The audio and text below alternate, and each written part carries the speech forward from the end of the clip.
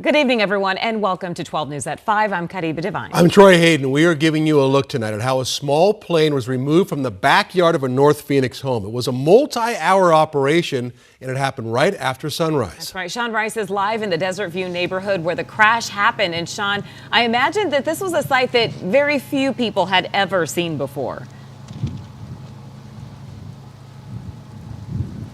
Yeah, not a sight anybody here in this neighborhood has seen, Troy and Caribe. The tools used for this morning's operation to bring this plane out from behind the backyard, a crane, many straps, tie downs, a flatbed trailer, and a lot of manpower to get this Piper PA 28 four-seater plane up and out of this person's backyard. Now, as tonight the investigation continues to learn exactly how and why this plane crashed, tonight we're hearing from a very experienced Valley pilot, and he's giving us his insight into what the final moments of this plane ride were likely like. Take a listen.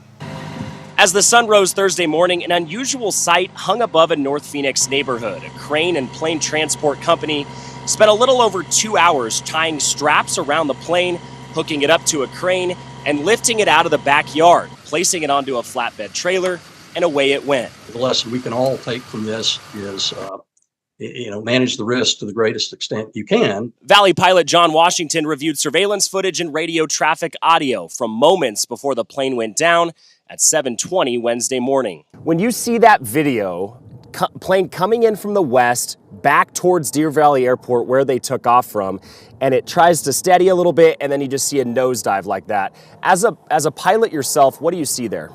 Well, it looked like to me that the pilot kind of ran out of airspeed. He was trying to hold it off and trying to miss, obviously, obstacles on the ground to make it back to the airport.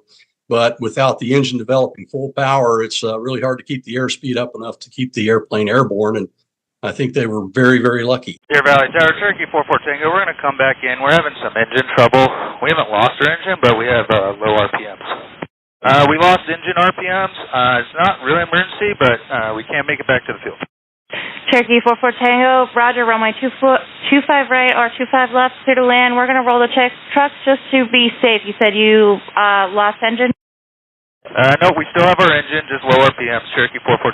It doesn't feel like a mayday from the pilot's perspective. Is that what you hear? I think he knew he was in trouble, but he felt like he could overcome it. And I think that's probably not a good course of action. Again, I hate to second guess the guy because I wasn't there, and he was probably very, very busy. But I think if I was going to key the microphone and take the time to do that, especially if I'm going to turn back to the airport, that is an emergency in my opinion. Washington calls the Piper PA-28 aircraft a top 2 small-engine aircraft in the world, known for a history of reliability. The investigation by the FAA and NTSB will pinpoint an exact cause of the crash, but the outcome, both people on board surviving, truly miraculous. How did these 2 people on board survive this?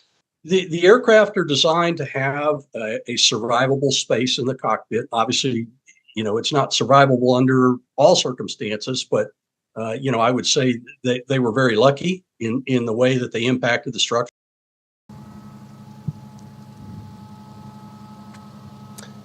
Yeah, tonight, still so many questions as to exactly what mechanical failure they had as they were midair during this flight. We should expect a preliminary report from federal investigators within the next 30 days and a final report from them we should not expect to get until a year from today's date.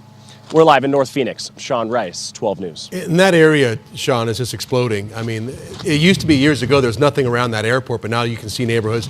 So if I'm living in that neighborhood right now and this just happened, I don't know how you sleep well at night thinking a plane might come through my roof. I know.